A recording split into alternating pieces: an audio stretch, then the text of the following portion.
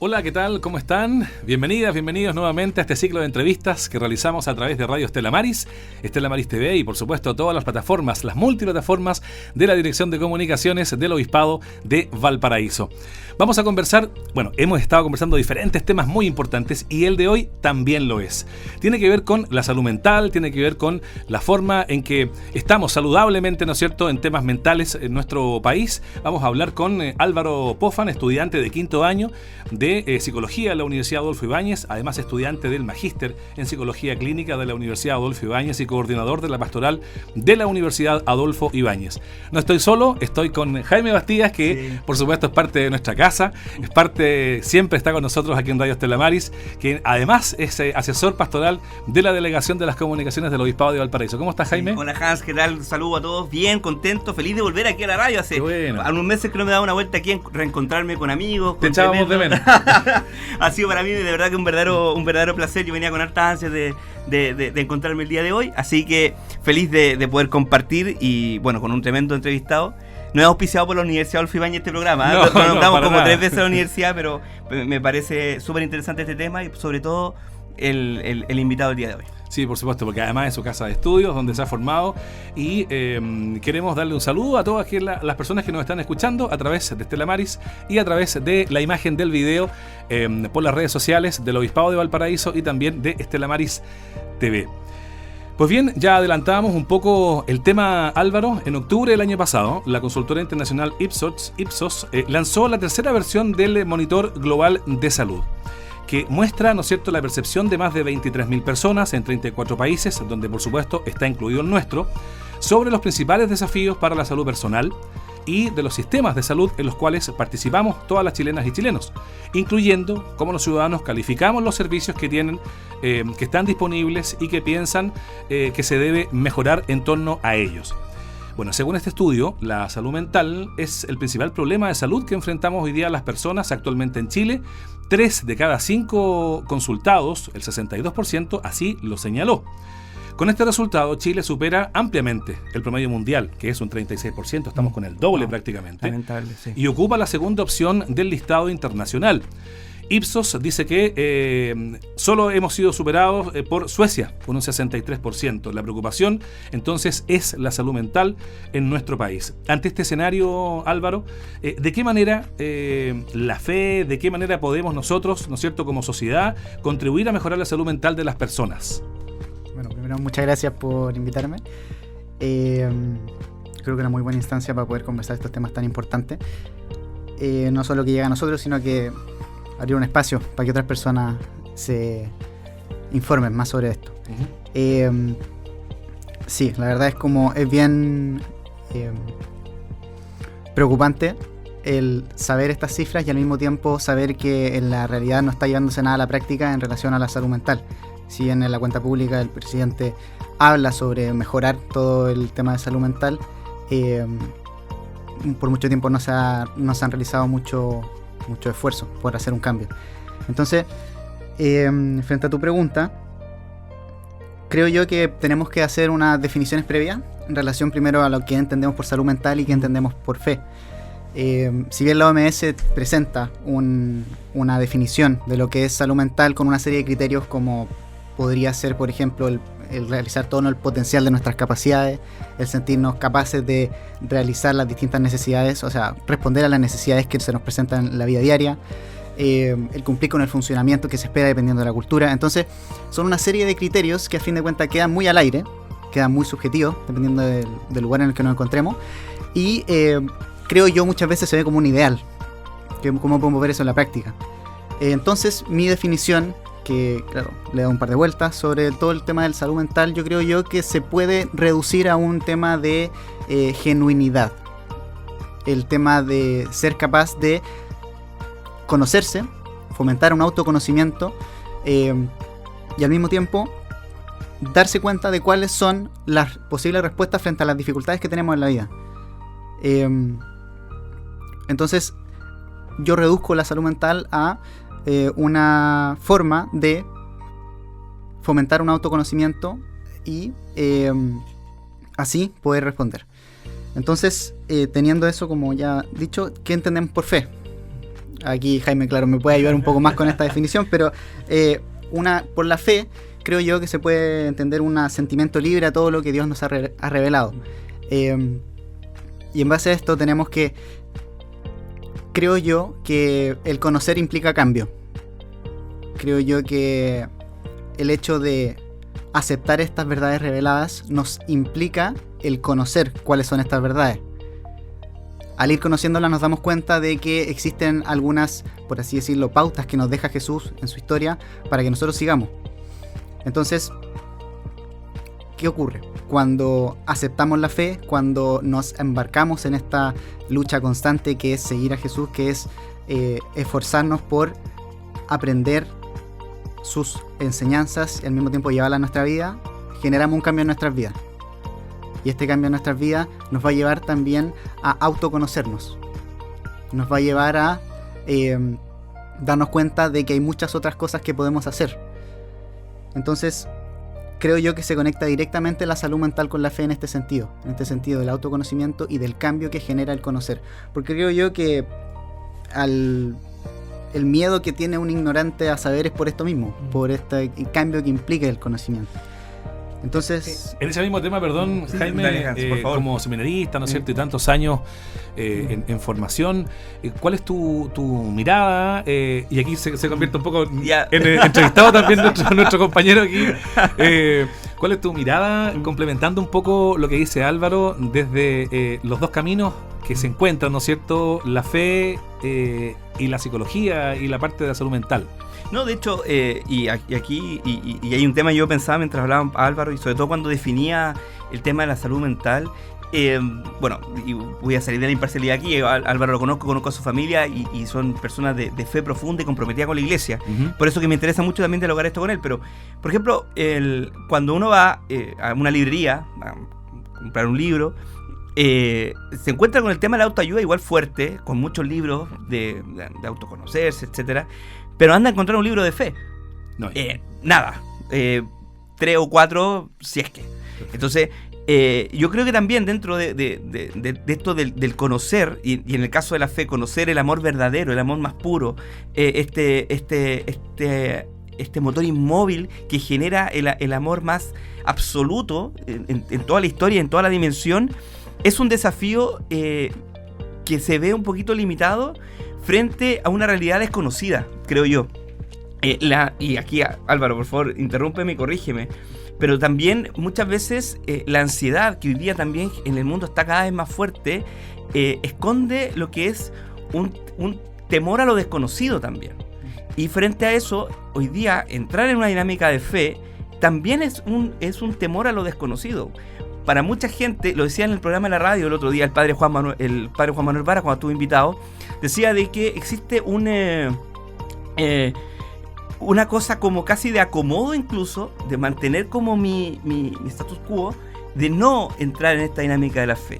Pero sin embargo creo que es una respuesta maravillosa que por 2000 años le ha significado a muchas personas conocer la verdadera felicidad, conocer la libertad, conocer el amor, y por lo tanto es una vía sumamente presente, es una vía sumamente recomendada, y es una vía que efectivamente puede generar esa resolución sin dejar de lado, por supuesto, lo que es la psicología, que por supuesto van muy de la mano. Por eso yo creo que la fe efectivamente es un camino y una respuesta muchas veces también frente a este mundo que de alguna manera va agobiando, ¿no? Y por eso también quería como complementarlo también con Álvaro, lo que pueda decir de esa perspectiva, y de tú como un estudiante egresado prácticamente, licenciado de psicología, y con tu vivencia también, tu experiencia en la fe. Claro. O sea, para agregar un poco más de datos a lo que comentabas tú, la encuesta nacional de juventudes que salió del 2022 justamente hablaba de cómo 1 de cada 4 estudiantes antes de los 18 años, no recuerdo bien entre qué cursos específicamente, pero jóvenes han pensado en hacerse daño o suicidarse en las últimas 2 semanas. También los niveles de ansiedad y depresión son mayores que nunca en juventudes, superando los de los adultos. Entonces, efectivamente, como son temáticas que están hoy en día bien presentes, muy presentes. Entonces, ¿Qué pasa? Creo yo que se podría comentar aparte, o sea, complementar también con lo que decís, con esta respuesta que nos da la fe. Si vemos un poco el tema de la sintomatología, de todas estas distintas como trastornos, que sería como la depresión y la ansiedad. Si bien existen diversos criterios para catalogar para diagnosticar a una persona con estos trastornos, dentro de los que se pueden ver comúnmente son el tema de la dificultad en el sueño, el tema de dejar de sentir placer por las cosas que antes sentías placer,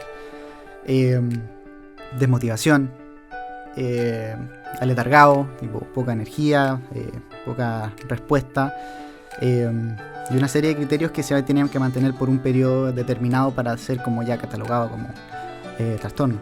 Luego tenéis la ansiedad, como esta alteración constante, este miedo que tú comentabas, preocupación a veces como extrema frente a situaciones cotidianas. Y claro, como yo lo conecto mucho con, a mí me gusta mucho la línea logoterapéutica, que viene a ser la de Viktor Frankl, una persona que sobrevivió a un campo de concentración y que después siguió esta línea, que tiene que ver con la búsqueda del sentido de la vida. Esa es como la finalidad de su terapia. Y yo creo que lo conecto mucho con el camino de la fe, pero al mismo tiempo se conecta directamente con lo que es la psicología. ¿Por qué? Porque él parte de la base en que toda persona a cierta edad, 13, 14 años, empieza a preguntarse con estas cosas del sentido de la vida, como para dónde voy, de dónde vengo, qué estoy haciendo acá. Entonces nos enfrentamos con todas estas preguntas, pero ¿qué pasa? Hoy en día, lamentablemente, a pesar de que existe la preocupación por la salud mental, no existen espacios en la gran mayoría de los colegios para fomentar estas como instancias de reflexión frente a estas preguntas que naturalmente surgen cuando vamos creciendo. ¿Crees tú que se le da poca importancia a eso, Álvaro? Yo creo que sí. ¿No se visualiza? De pronto, no sé, se están enfocando en varios otros temas, por cierto, que son importantes en la sociedad, como, no sé, educación financiera, educación dentro de la sexualidad, pero a lo mejor se está dejando muy de lado el tema de la salud mental, trabajándolo ya a temprana edad, quizás desde sexto básico, por ejemplo. Te complemento, Hans, la pregunta, porque, y hablo de una cosa más experiencial, muchas veces veo en los colegios, y también fue la experiencia cuando yo estaba en el colegio, de que cuando se veía algún, comillas, problema, ibas al psicólogo y como que te graduabas del psicólogo. No es como algo que esté normalizado, como que siempre se tiene que ver que como que el psicólogo se recurre frente a una problemática, y aquí vuelvo a salir de la imparcialidad. En el fondo, como llamando a los bomberos, digamos. Claro. Hay un incendio, llaman a los bomberos. Mi cuñada, que es psicóloga, me dice que la psicología tiene que dejar de ser como la solución de los problemas, sino que algo de la salud mental está vinculado a algo que tienes que trabajar siempre. Uno no va al médico solamente en general cuando se tiene un problema, sino que también se recomienda siempre ir chequeando, aprender hábitos de vida, y que tal vez la salud mental eso no está tan arraigado. Incluso a partir de eso, complementar también, sobre complementar lo que dice Jaime, desde el mundo de la psicología, como ya, ¿no es cierto?, alumno ya está saliendo, está prácticamente ya a punto de comenzar a trabajar en el tema, no han visto la posibilidad, no se maneja la posibilidad, no se baraja la posibilidad de que todos los colegios tengan un psicólogo de manera de acompañar permanentemente a las alumnas y a los alumnos. Álvaro, ¿cómo lo ven ustedes? Varios puntos ahí. Debería, pero partiendo por este último, debería dársela. Tengo entendido que por ley debería haber un psicólogo en todos los establecimientos.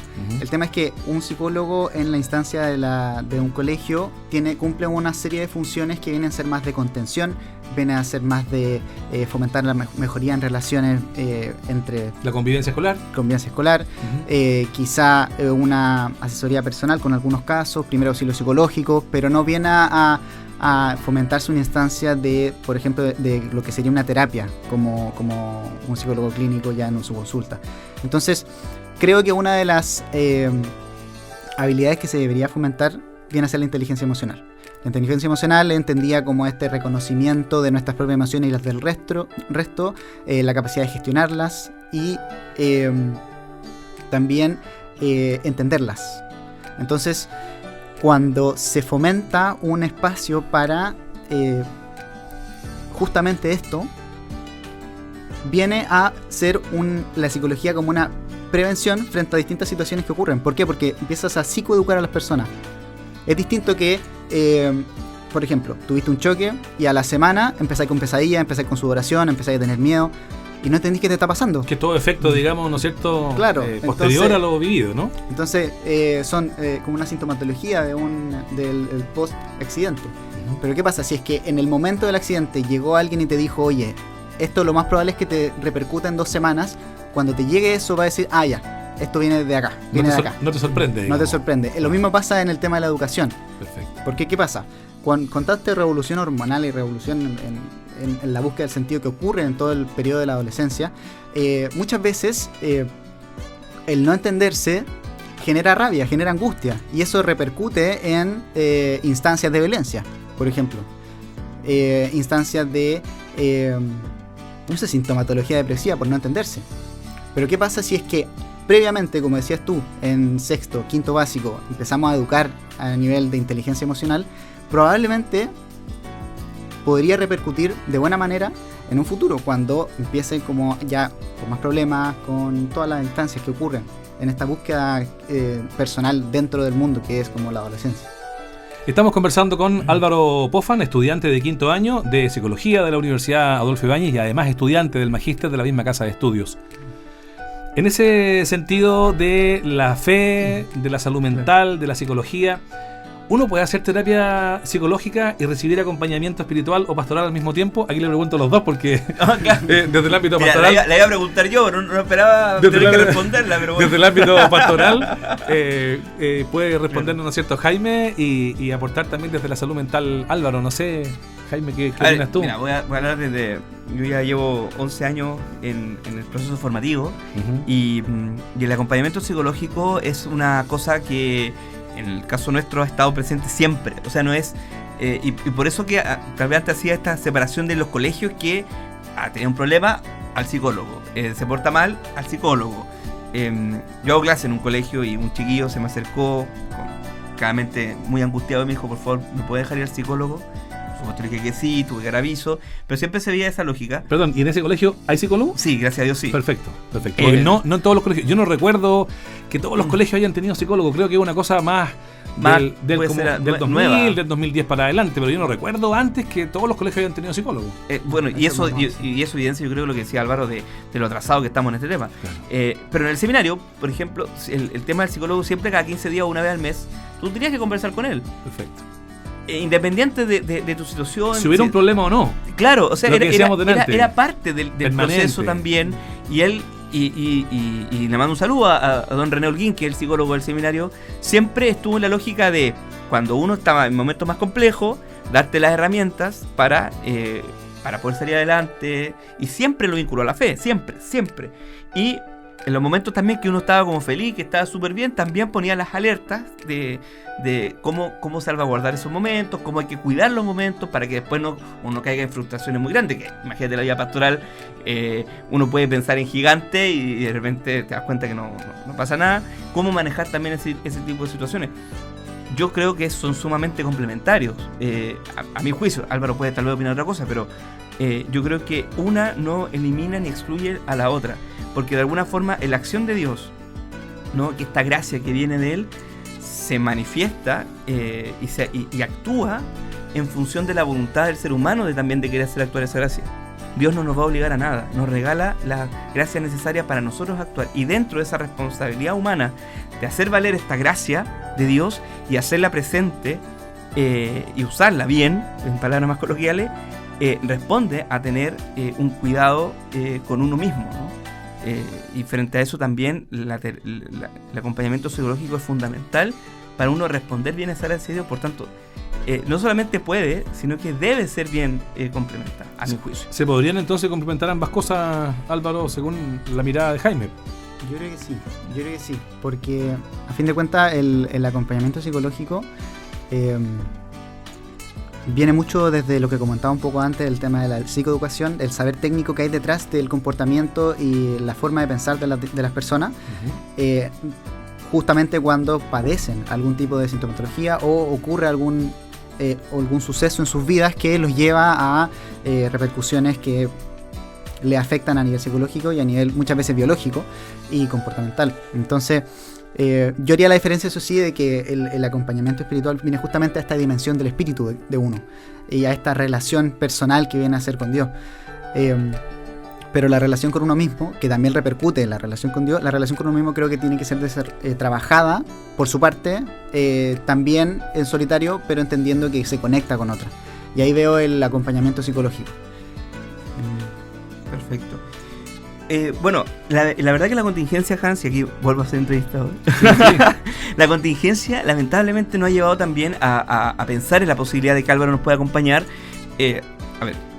Trabajo hace bastante tiempo en la pastoral carcelaria, y tuve, y lo voy a decir abiertamente, tuve una bonita conversación hace no mucho tiempo con el mayor de la cárcel, y me hablaba de su preocupación por la salud mental de los gendarmes. Hemos tenido lamentablemente casos de suicidio en este año de gendarmería, y que actualmente es la profesión con mayor tasa de suicidio en Chile, ¿no? Lo de gendarmes.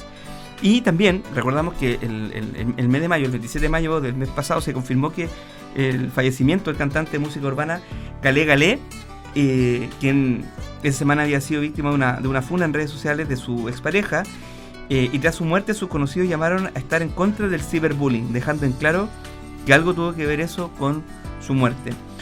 Álvaro, te pregunto, ¿cómo podemos proteger también a los hijos? Bueno, yo no los tengo y no está dentro de mi plan tenerlos, pero para la gente que no escucha, proteger a los hijos, a los adolescentes y los jóvenes de episodios de bullying, y también del ciberbullying, que hoy día es muy fuerte. O sea, el tema de la funa se ha hecho muy presente, el tema del agobio se ha hecho muy presente, y cómo también eso lo podemos complementar hoy día en este Dios que nos habla hoy y que se hace presente hoy desde una mirada de la fe. Cómo también la fe puede ayudarnos en esto.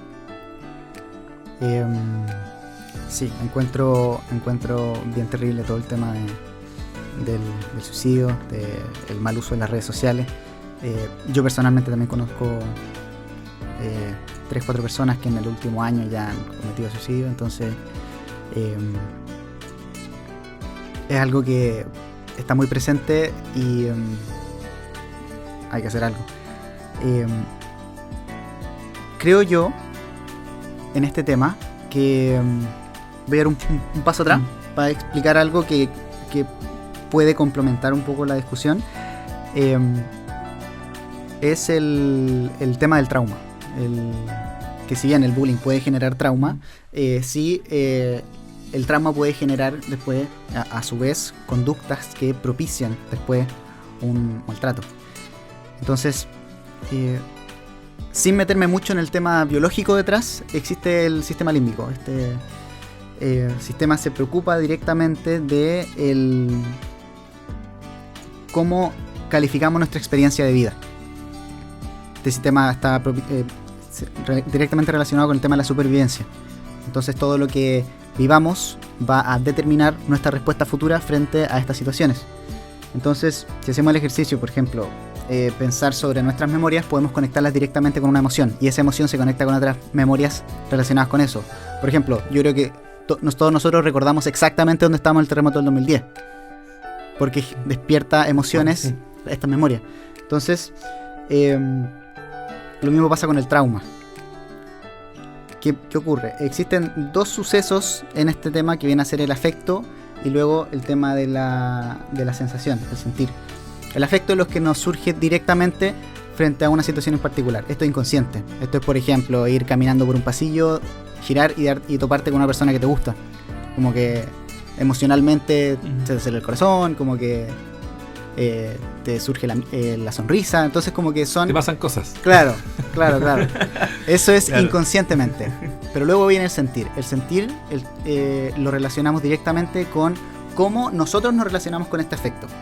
Entonces, por ejemplo, un niño, sexto básico, pasa adelante a hacer un ejercicio de matemática, se le cae el plumón, se agacha y se le rompe el pantalón y todo el curso se burla. Jamás en la vida se le olvida eso. Claro, eso ahí, ¿qué ocurre?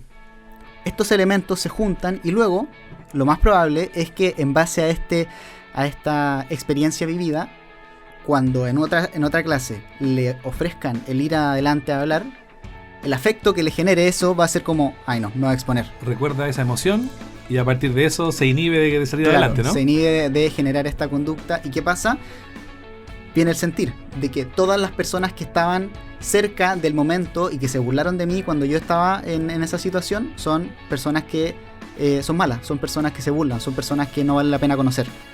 Entonces se genera esta como mezcla de afecto, sentir, y deriva en un trauma que a fin de cuentas el sistema límbico intentando que nosotros sobrevivamos. Intentamos que no pasemos por situaciones que nos van a exponer.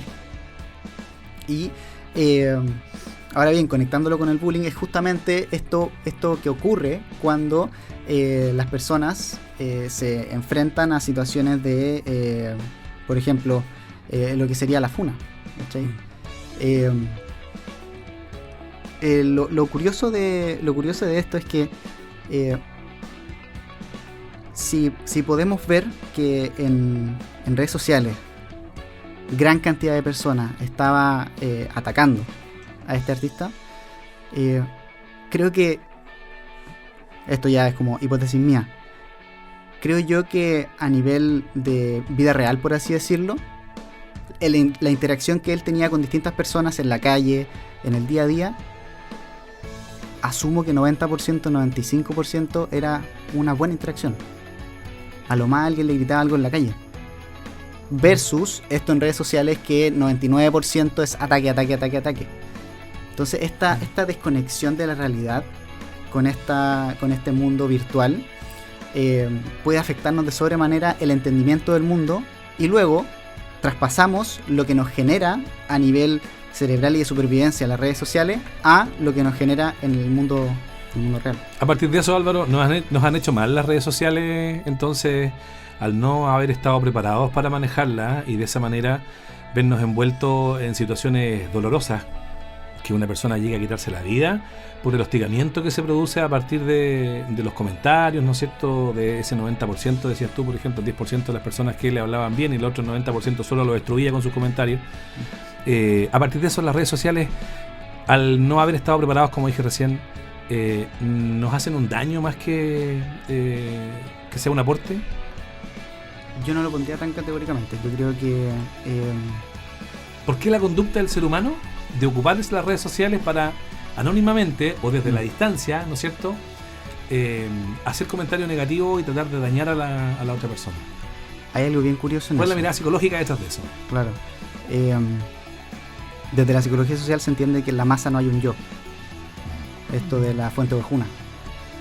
Así no me ven, estoy en medio de todos, claro, escondido tirando piedras, digamos. Y cuando no hay un rostro detrás de una acción, puede ocurrir cualquier acción. Total, a fin de cuentas no me va a repercutir a mí, y todo está como casi que la animalidad del ser humano surge y da rienda suelta en una red en la que tú puedes decir lo que quieras, tú puedes hacer lo que quieras, pero anda a poner a esa persona frente a la otra y díselo en la calle. O sea, claro, eso no ocurre. Entonces viene desde que es como la peligrosidad del anonimato, por así decirlo.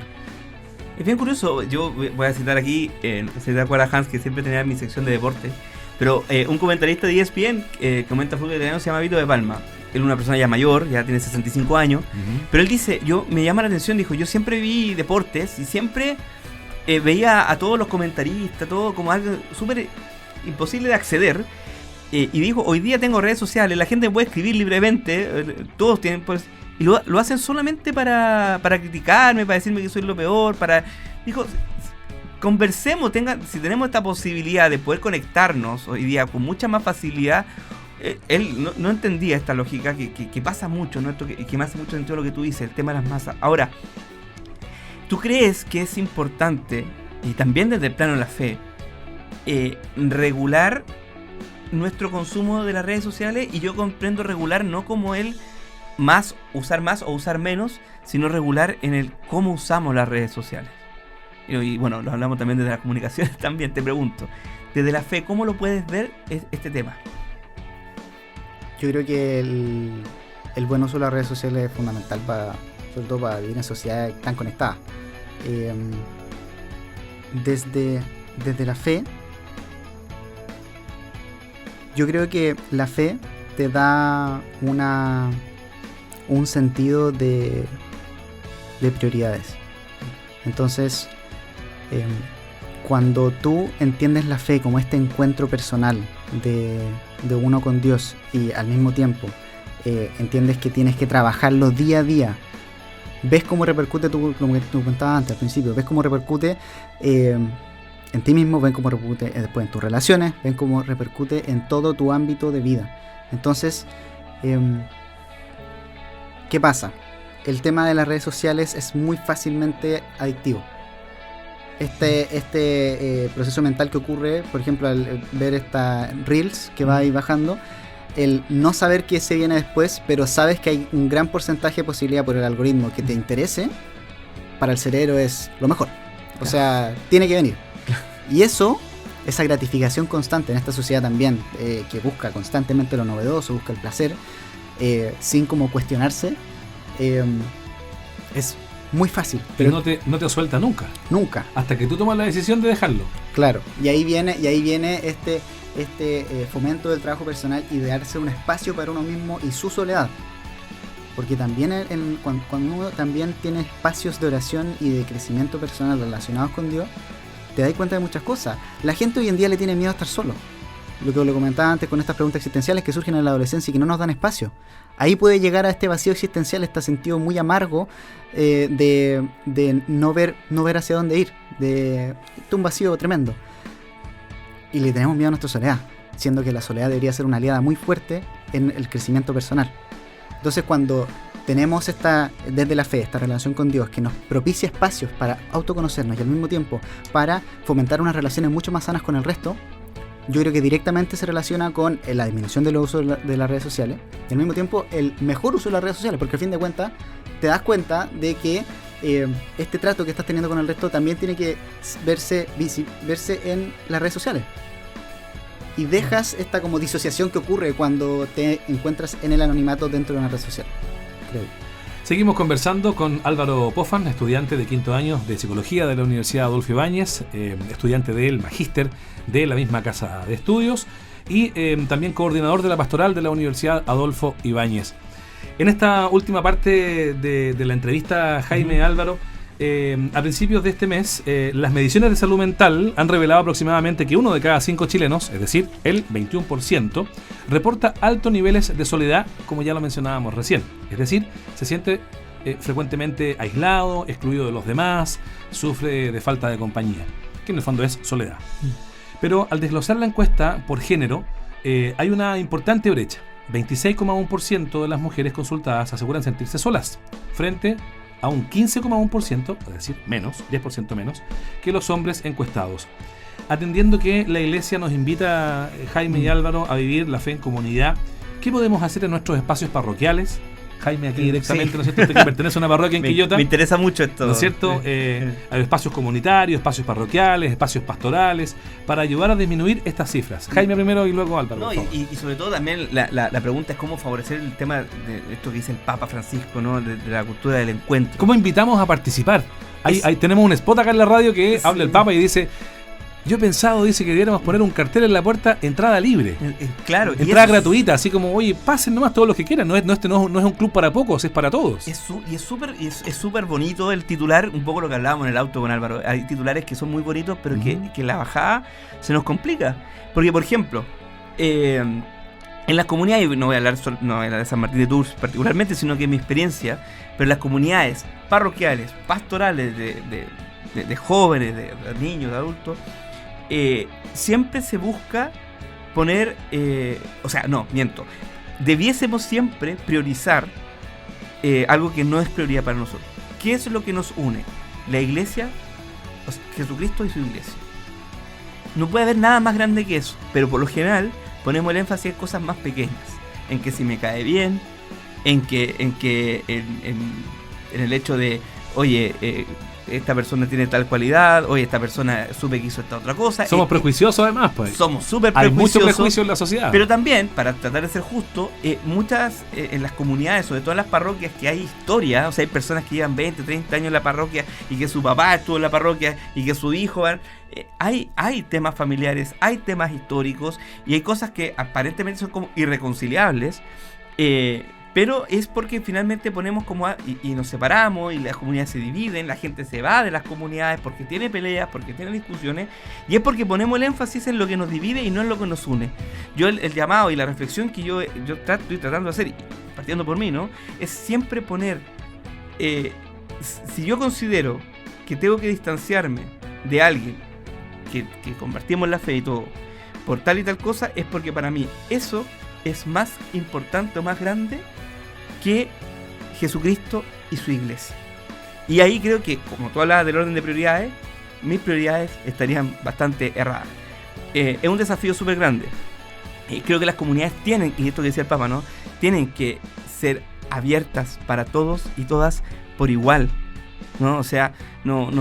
Aquí están todos invitados, digamos. Si el mismo, nuestro buen Padre Dios y Jesucristo no hizo acepción de personas, ¿por qué nosotros nos vamos a tener la libertad de empezar a clasificar, de empezar a dividir, de empezar a cuestionar o a dignificar con mayor o menor énfasis según distintos criterios? Esa es como mi propuesta y el desafío. Yo trabajo en una parroquia, efectivamente, aún no soy párroco, tal vez lo voy a hacer, no lo sabemos algún día, y para mí esto es un tremendo desafío, porque hay muchas cosas también por sanar en muchas comunidades, pero sobre todo hay que poner el énfasis en lo importante. O sea, Álvaro, que tal vez abre puras cabezas de pescado y Álvaro quiere puro corregirme, no sé. Bueno, la pregunta básicamente era para refrescarla, digamos, y que tiene conexión con todo lo que nos ha dicho Jaime a partir de su experiencia parroquial. ¿Qué podemos hacer en nuestros espacios sociales comunes, ¿no es cierto? Parroquias, espacios comunitarios, pastorales, universitarios, sociales en la calle, para poder juntarnos más, ¿no es cierto? Y mejorar la salud mental y de esa forma disminuir el sentimiento de soledad de la sociedad, claro, tanto de hombres y de mujeres como veíamos los índices. Sí. Mientras comentaba Jaime todo eso y reflexionando un poco sobre la pregunta, me viene a la mente un libro que salió el año pasado, que se llama Trauma, la epidemia invisible, de Paul Conti, un psiquiatra estadounidense, que creo que es el libro sobre trauma. Y justamente dentro de toda su línea de pensamiento que explaya harto en el libro, habla de la importancia de la comunidad y da 3 grandes consejos. Y acá los tengo anotados. El primer gran consejo viene a ser, en la esfera un poco más personal, viene a ser el espera un momento. ¿Por qué? Porque la primera gran idea acá viene a ser que las memorias no tienen significado, sino que somos nosotros los que conocen la experiencia y gracias a eso le damos toda la significancia. Entonces es crucial aprender a ayudar a nuestro cerebro a estar lo suficientemente calmado para detenernos un momento y ver qué está ocurriendo en la situación que estamos viendo realmente. Porque somos muy buenos para sobrepensar, somos muy buenos para sacar 10 conclusiones cuando lo que realmente debería pasar es, oye, ¿qué pasó acá? No entendí. Entonces, a nivel personal, creo yo, para evitar el conflicto, para poder prevenir muchísimas situaciones conflictuadas, o sea, que generen conflicto en las distintas comunidades, es detenerse un momento y darse el espacio para preguntarse y reflexionar, oye, ¿a dónde queremos ir? ¿Por qué esto no ha funcionado? Y con las mismas personas que están ahí, ¿qué podemos hacer para avanzar? La segunda viene a ser el cuestionarse, el no tener un pensamiento de víctima. Con esto me refiero a que nosotros tenemos una forma de pensamiento que viene a ser la abstracción selectiva. Entonces, podemos tener un día increíble. Básicamente despertamos con el pie derecho, buen desayuno, aprendimos todo lo que pudimos en clase, almuerzo increíble, pero caminando a la casa pisamos una poza y se nos mojó el calcetín. Entonces el día fue lamentable porque pisé una poza. Entonces, ¿qué hacemos ahí en ese caso, Álvaro? Evaluamos, digamos, que todo el 80% del resto del día para atrás ha sido tan bueno que esta poza de porquería que yo acabo de pisar no me lo echara a perder. Eso hay que hacer, ¿no? Sentido lo que tú también decías respecto a las redes sociales. O sea, tú sabes en la calle, y, salvo alguien que te pueda quitar algo, el resto de las personas no te anda gritando, pero uno pone el énfasis a veces en esa comillas negativa. Claro, y después día a día nos centramos solamente en lo negativo, entonces inconscientemente esperamos que el día de mañana sea, mañana me va a pasar algo malo, porque me ha pasado algo malo todos estos días. Y dejamos de ver todo el contexto, se conecta mucho con el primer punto, pero dejamos de ver todo el resto de situaciones por las que podríamos alegrarnos, por las que podríamos sacar lo bueno, por las que podríamos ver lo positivo. Y frente a eso, el gran consejo que da este autor es cambiar el canal. O sea, cuando te ves envuelto en esta vorágine de pensamientos negativos, de ir como esta bola de nieve que va a terminar en algo mal, cambiar el canal. O sea, detenerte, entender este pensamiento y decir, ya, voy a hacer algo que me guste, voy a comer algo rico. Y muchas veces también funciona con lo contrario, voy a ver algo desagradable, quizás no me gustan las arañas, voy a ver una imagen de araña porque así mi mente va a desconectarse al tiro de lo que yo estaba pensando, va a entrar en pavor con esta fobia a las arañas, por ejemplo, que tenga, y pum, me desconecto. Y puedo seguir. En palabras siempre tiene mucho sentido el que alguien te diga, oye, sal de ahí.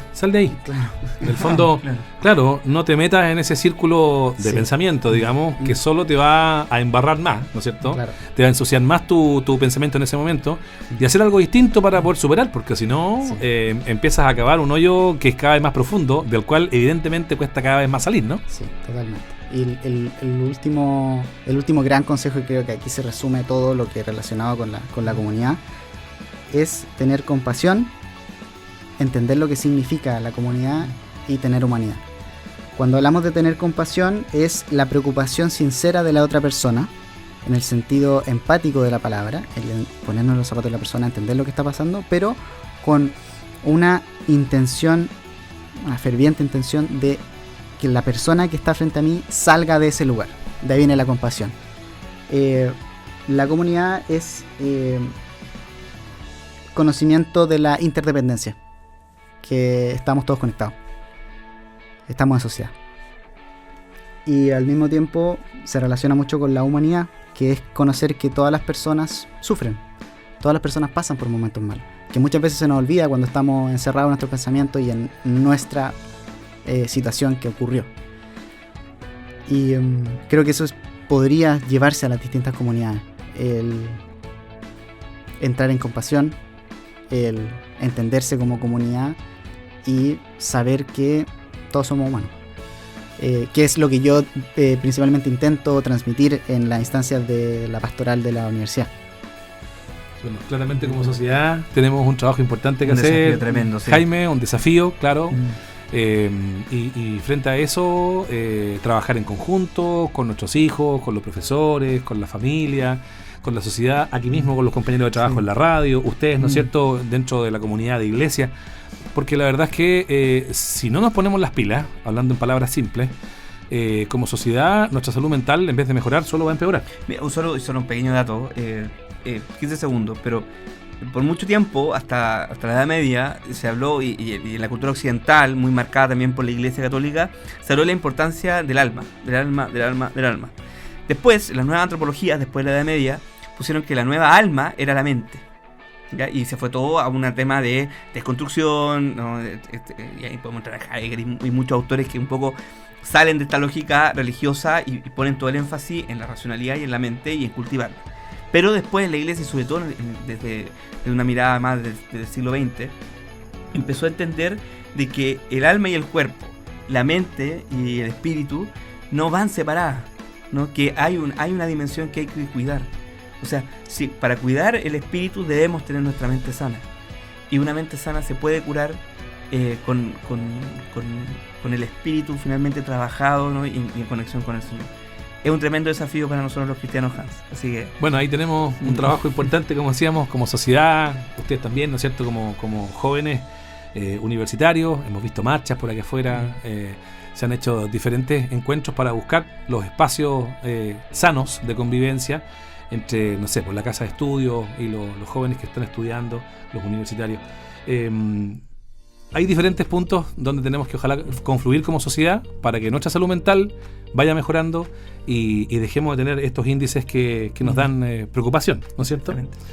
Te queremos agradecer, Álvaro Pofan, por una conversación, ¿no es cierto?, franca, directa y con tus datos y conocimientos como alumno ya finalizando la carrera en 5º año de psicología y además estudiante que estás cursando el magíster de la Universidad Adolfo Ibáñez. Muchas gracias por venir, muchas gracias, Jaime, también a ustedes por compartir con nosotros sus miradas, sus opiniones y darle forma a esta conversación que vamos haciendo junto a ustedes en este ciclo de entrevistas a través de Radio Estela Maris, a través de Estela Maris TV y también de las plataformas digitales de la Dirección de Comunicaciones del Obispado de Valparaíso. Valparaíso. Muchas gracias por la sintonía, gracias por estar ahí, gracias por vernos. Gracias Álvaro y será hasta una próxima oportunidad. Que esté muy bien. Chao, hasta luego. Chao.